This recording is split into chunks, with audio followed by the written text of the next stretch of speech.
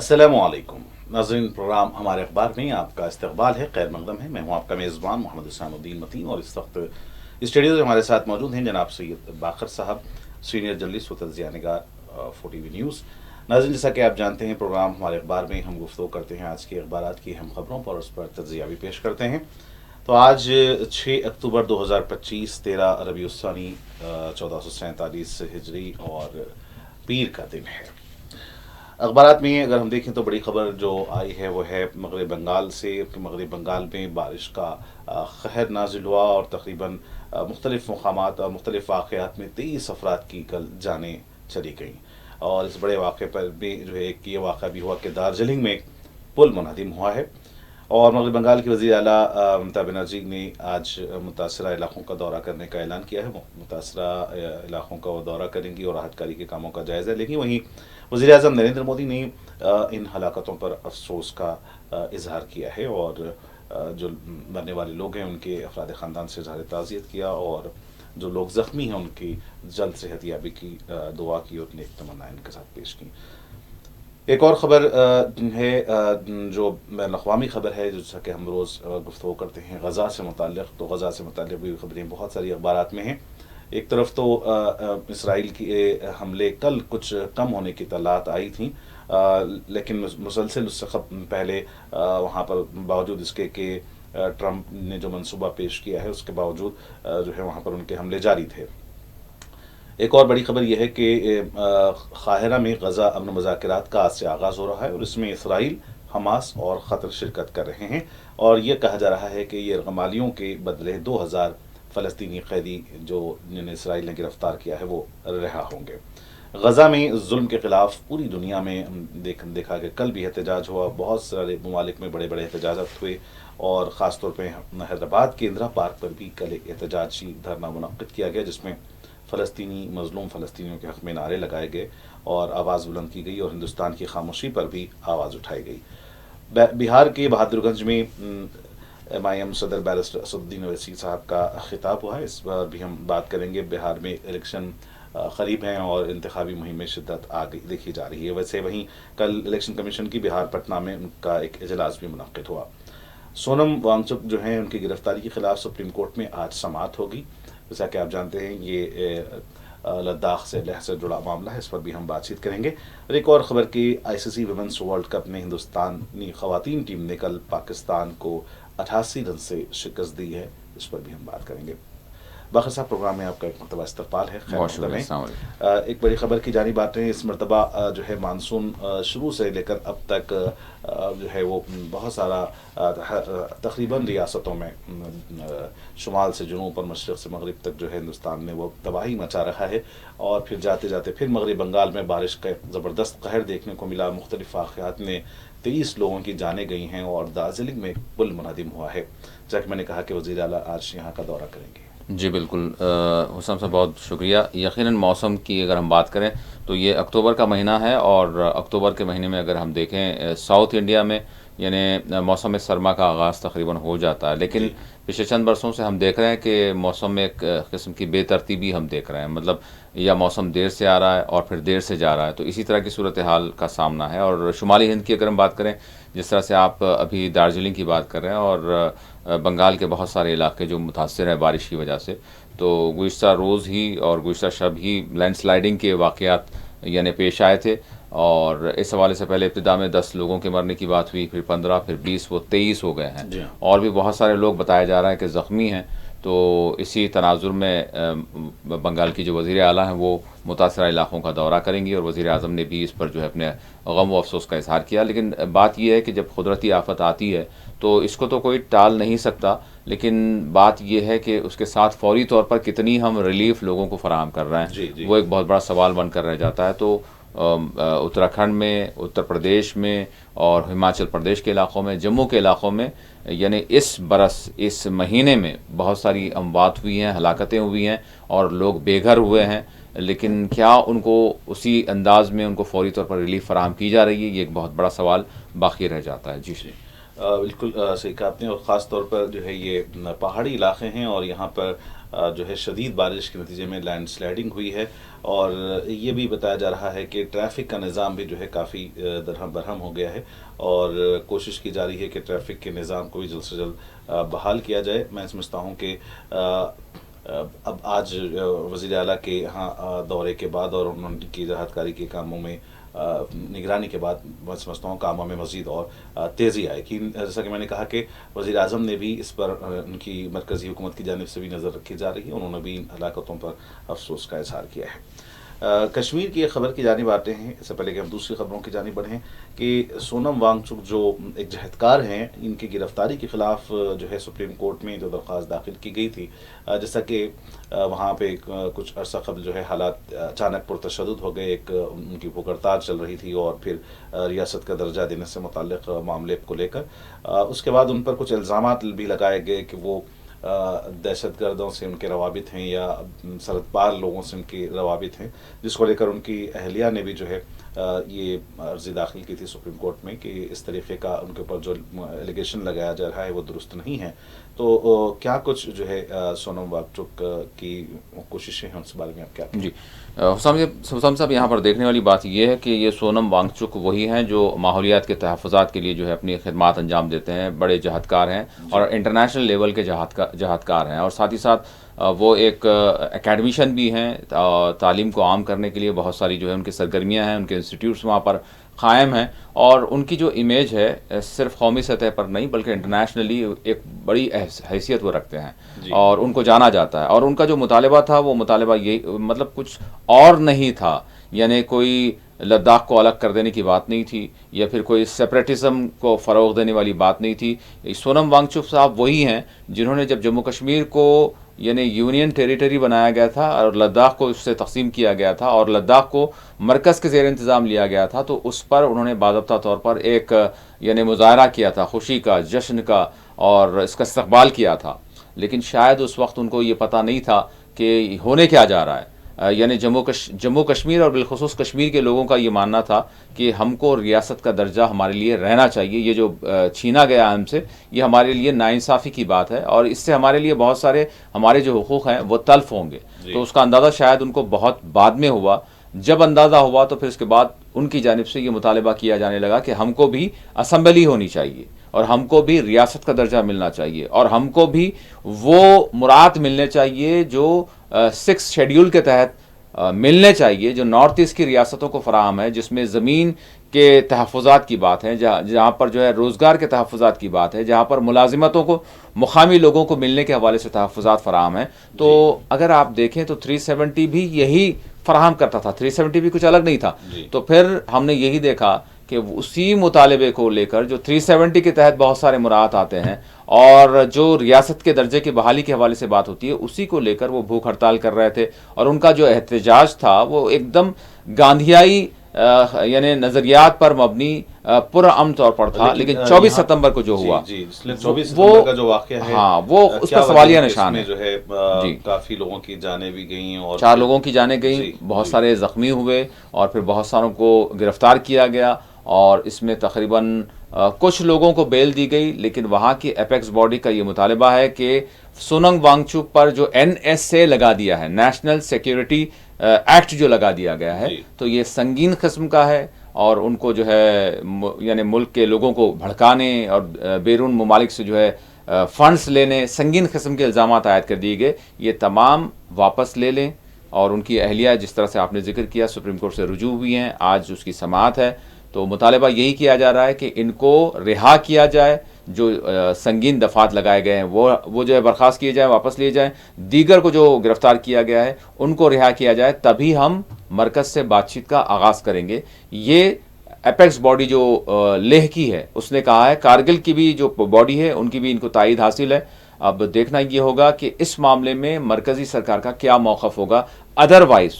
لیہ میں، کارگل میں لوگوں میں برہمی پائی جا رہی ہے۔ جی بالکل صحیح کہا آپ نے کہ سپریم کورٹ میں جو ہے لیہ تشدد کے الزام میں نیشنل سیکیورٹی ایکٹ، قومی سلامتی ایکٹ کے تحت جو ہے ان پر جو مقدمہ ڈالا گیا ہے، اس پر جو ہے ان کے جو اہلیہ ہیں گیتانجلی، انہوں نے ایک درخواست دی ہے اور اس پر آج سپریم کورٹ سماعت کرے گا۔ دیکھنا ہے کہ اس معاملے میں کیا سپریم کورٹ کی طرف سے ججمنٹ آتا ہے یا کیا بات کس طریقے سے اور مزید آگے بڑھے گی. غزہ کی جانب آتے ہیں کہ غزہ میں ظلم و ستم کا سلسلہ دستور جاری ہے. وہ کئی اطلاعات ہیں کہ کل سے کچھ جو ہے وہاں پر حملے کم ہوئے ہیں، لیکن دنیا بھر میں ابھی بھی غزہ میں اسرائیل کی ظلم کے خلاف زبردست احتجاج کیا جا رہا ہے. بالخصوص اگر ہم بات کریں حیدرآباد کی تو حیدرآباد میں بھی دھرنا چوک پر جو ہے یہاں پر بھی احتجاج کیا گیا. بہت ساری جو تنظیموں اور جہدکاروں نے اس میں شرکت کی ہے. جی حسام صاحب، بالکل ایک تھوڑا سا ایک پازیٹیو موڑ ہوا ہے، اس کو ہم یہ کہہ سکتے ہیں، اور وہ بھی کتنا پائیدار رہے گا اس کا کوئی اندازہ نہیں ہے، کیونکہ اسرائیل اور امریکہ انہوں نے جس طرح سے جو پیش رفت کی ہے، یا پھر ہم یہ کہیں گے کہ امریکہ کے صدر ڈونالڈ ٹرمپ کی جانب سے جو 20 نکاتی جنگ بندی کے حوالے سے جو فارمولہ پیش کیا گیا، اس کو من و عن یعنی حماس نے قبول تو نہیں کیا. اس میں جو بنیادی طور پر ان کی شرط تھی کہ حماس کو ڈسارم کیا جائے گا اور حماس کو کسی بھی طرح کی کوئی شرکت نہیں رہے گی، وہ چاہے وہ ٹیکنوکریٹ جو حکومت یہ قائم کرنا چاہتے ہیں، انتظامیہ قائم کرنا چاہتے ہیں، تو وہ ساری چیزیں مفقود ہو گئی ہیں، ختم ہو گئی ہیں. سیدھے سیدھے حماس سے بات کی جا رہی ہے، سیدھے سیدھے حماس کے جو شرائط ہیں ان کی جو مرضی ہے اس کے تحت یہ ساری بات ہو رہی ہے. جس طرح سے آپ نے ابتدا میں بتایا یہ بھی کہا گیا کہ پہلی مرتبہ شاید ہے کہ بہت عرصے کے بعد کہ اسرائیلی وفد بھی جو ہے بات چیت میں شرکت کرے. ہاں، یعنی راست طور پر ہو رہا ہے. جس طرح سے آپ نے کہا کہ قاہرہ میں ابھی بات چیت کا آغاز ہوگا، اور یہ اس مرحلے کے ساتھ ہی بات یہ ہے کہ کیپٹیوز کو حماس جو اسرائیلی کیپٹیوز ہیں ان کو ریلیز کریں گے. اس کے عوض میں جس طرح سے آپ نے کہا 2000 فلسطینیوں کو رہا کیا جائے گا، اور اس کے بعد یہ جو جنگ بندی کا عمل ہے جس میں خود جو جن علاقوں پہ اسرائیلی فورسز نے قبضہ کیا ہے غزہ میں، وہ وہاں سے نکل جائیں گی. تو یہ مرحلہ وار ساری چیزیں ہوں گی، لیکن بات یہ ہے کہ کیپٹیوز کو چھڑانے کے بعد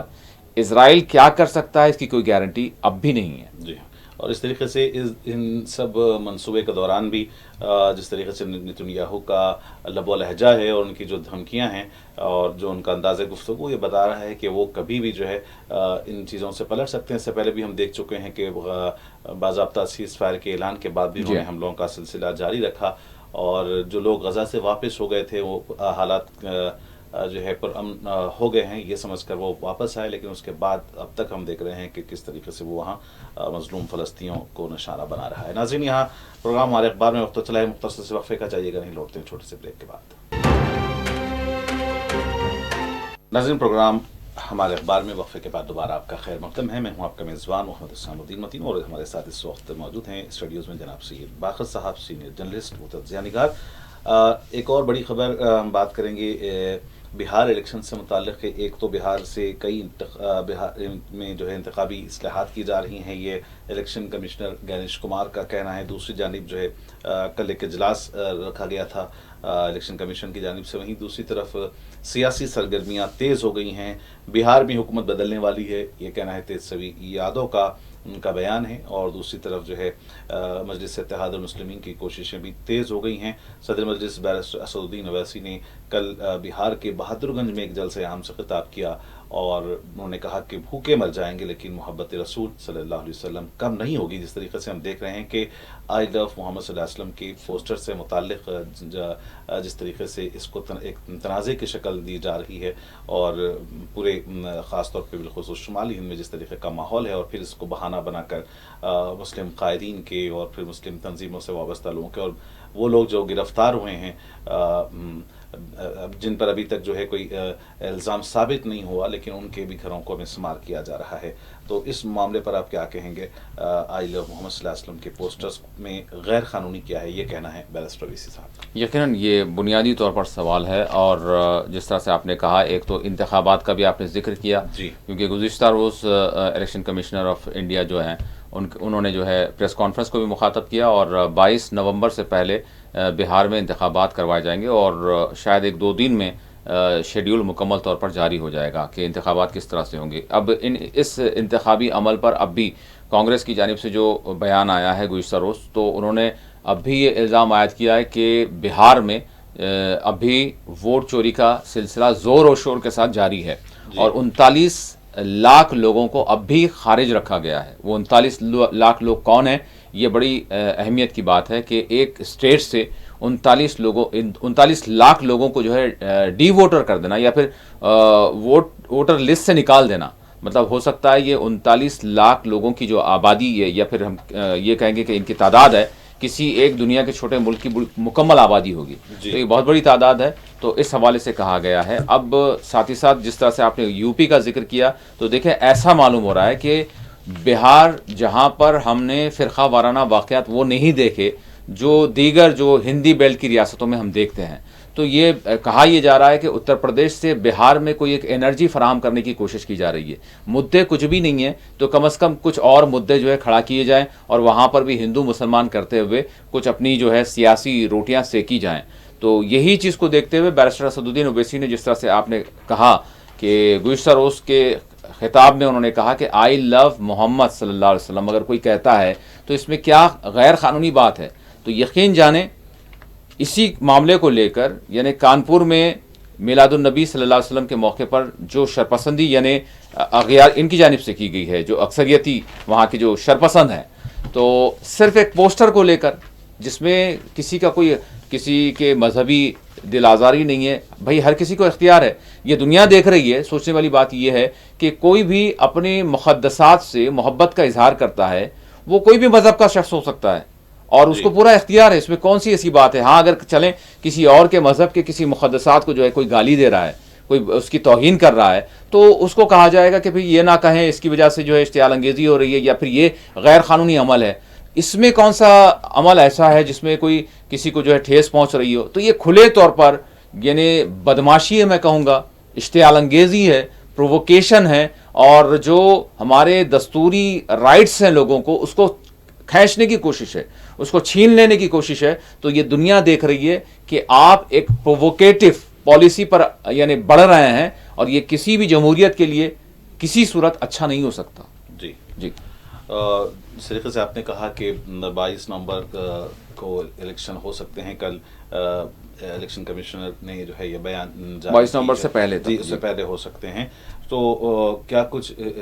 جو ہے میں سمجھتا ہوں کہ اب یہ مہینہ اکتوبر کا ہے تو قریب ایک مہینہ رہ گیا ہے، تو سیاسی سرگرمیاں بھی کہا جا رہا ہے کہ تیز ہو گئی ہیں۔ تیز سوی یادوں کا کہنا ہے کہ بہار میں حکومت بدلنے والی ہے، تو کیا حکومت بدل سکتی ہے؟ بالکل مکمل طور پر یہ آثار نظر آ رہے ہیں، کیونکہ اگر بہار کی آپ پالیٹکس کو دیکھیں گے تو یہاں پر نتیش کمار کی سرکار، نتیش کمار نے جو وعدے کیے تھے لوگوں سے، تو کیا وہ عملی طور پر مکمل ہوئے ہیں؟ ایکچول نتیش کمار کا کیا رول باقی رہ گیا تھا یعنی بھاجپا کے ساتھ ہاتھ ملانے کے بعد، اور خود بھاجپا کی کیا کارکردگی رہی ہے جو ڈبل انجن کی سرکار کہتے ہوئے جو بہت سارے دعوے کرتی ہے؟ بہار میں وہی بے روزگاری کا معاملہ ہے، بہار میں وہی مسائل جو آج سے 5 سال پہلے تھے وہ آج بھی برقرار ہیں، بلکہ اس میں اضافہ ہوا ہے۔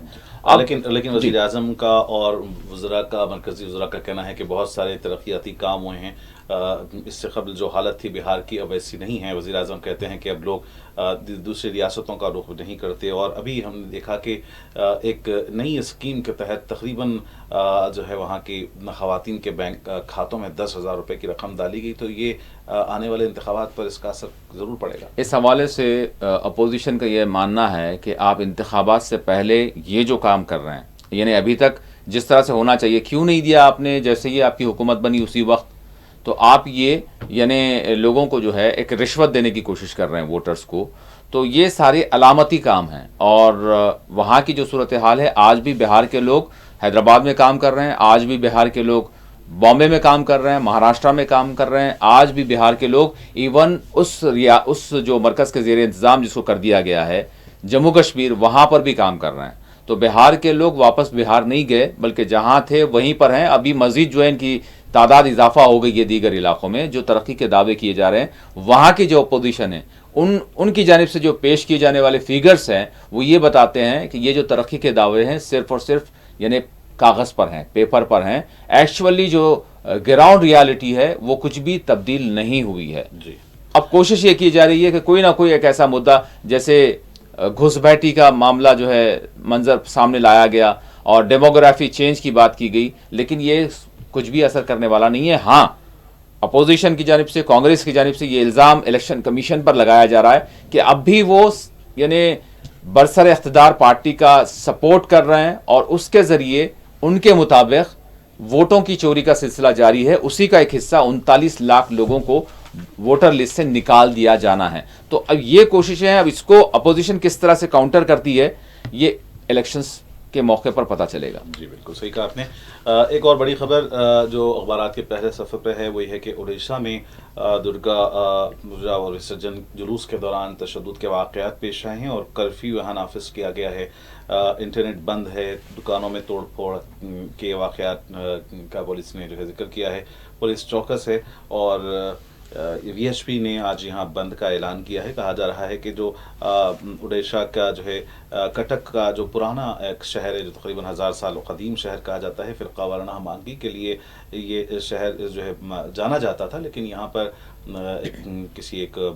मुद्दे को जो है उठाकर कहा जा रहा है कि कोई वहाँ पर ऊंची आवाज़ में मौसीकी लगाने पर दो ग्रुपों में झगड़ा हुआ और फिर ये झगड़ा बढ़ गया और फिर दुकानों में तोड़फोड़ की गई। इस किस्म के वाक़यात पेश आने थे। देखिए, उड़ीसा, छत्तीसगढ़ और झारखंड की अगर हम बात करें तो यहाँ पर चाहे वो लेफ्टिस्ट माओइस्ट हो, मैं कहूँगा नक्सलिज्म हो, तो इसका अब भी प्रभाव जिसको कहा जाता है वो है। और इसके हवाले से बार बार आप अमित शाह के वज़ीर दाखिला के बयानात को देखेंगे कि हम आने वाले बरस तक मुकम्मल यहाँ पर छुटकारा पा लेंगे। तो असल जो यहाँ पर चैलेंज है उसको जो है कहीं ना कहीं मेकअप करने के लिए ये इस तरह की कहा जा रहा है कि कोशिशें की जा रही हैं कि अलग अलग मकामात पर हम देख रहे हैं, छत्तीसगढ़ में भी जिस तरह से आपने उड़ीसा का जिक्र किया, यहाँ पर भी हर चंद दिनों में हम देख रहे हैं कि कहीं ना कोई इस तरह का फ़िरक़ा वाराना वाक़या जो है सामने आ रहा है। कोशिश की जा रही है कि असल जो चैलेंजेस हैं उससे जो है लोगों के जहन को जो है तब्दील किया जा सके। बड़े अफसोस की बात। नाज़रीन, प्रोग्राम हमारे अखबार ख़ताए मराहिल में है। एक और बड़ी और आखिरी खबर कि आईसीसी वुमेंस वर्ल्ड कप में हिंदुस्तान ने पाकिस्तान को 88 रन से शिकस्त दी है। 247 रन बनाए थे भारत की ख़वातीन टीम ने 50 ओवर्स में 10 विकेट के नुकसान से। वहीं दूसरी तरफ पाकिस्तान की ख़वातीन टीम 159 रन पर ऑल आउट हो गई। तो ये क्रिकेट शायकीन और ख़वातीन के लिए खुशखबरी है। जी हुसैन साहब, यहाँ पर बात यह है कि यकीनन अगर आप क्रिकेट शायकीन का ख्याल कर रहे हैं तो फिर दीगर जो सकाफ़ती प्रोग्राम्स होते हैं, दीगर जो प्लेटफार्म्स हैं, आप उन पर उनको भी जो है पूरा मौका दें। शोरा भी हैं, वो जो है यहाँ उसके जो है सम्मेलन हो सकते हैं और शेर शायरी की, अदब व सुखन की जो है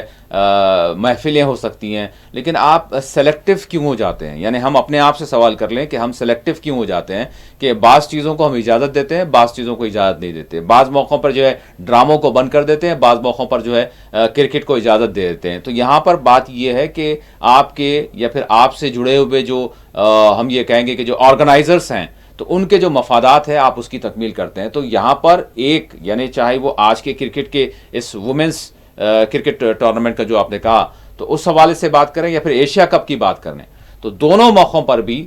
पहलगाम में जो वाक़या हुआ था उसके बाद जो आपने मौक़िफ़ अपनाया था, पहलगाम में जो शहीद होने वाले लोग हैं उनके लोगों के दिलों को आपने यानी मजरूह किया है। यानी आपने एक मौक़िफ़ अपनाया था कि हम पानी और खून एक साथ नहीं बह सकता, तो फिर क्रिकेट और खून एक साथ बह सकता है। सवाल ये उठाया गया कि आपने क्यों करवाया? भाई, आप जब अपने मौक़िफ़ पर अटल हैं तो आप सारे ताल्लुक़ात को मुनक़ता रखते। ठीक है, क्रिकेट शायकीन के उनके ज़ौक़ की आपने तकमील कर दी, लेकिन बहुत सारे के दिलों को जो है आपने मजरूह किया। या फिर आप ये मौक़िफ़ अपनाएं या फिर वो मौक़िफ़ अपनाएं कि नहीं,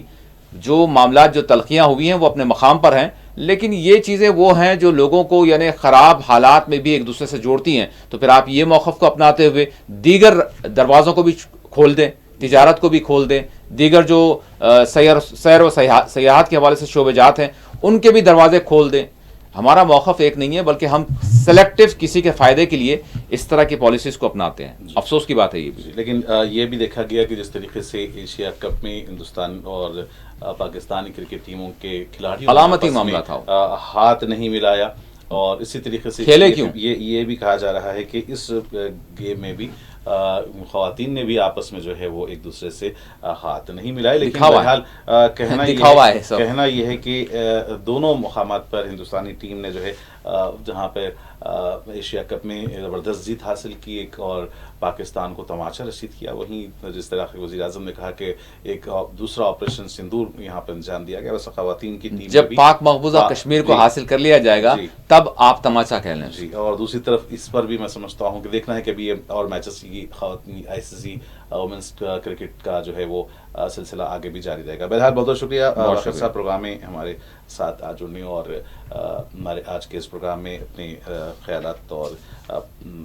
تمام اہم خبروں پر اپنا تجزیہ پیش کرنے کے لیے. ناظرین پروگرام ہمارے اخبار کا سلسلہ آج یہیں اختتام کو پہنچتا ہے. اپنے میزبان محمد حسام الدین متین کو پوری ٹیم کے ساتھ اجازت. دیکھتے رہیں 4 TV نیوز. خدا حافظ.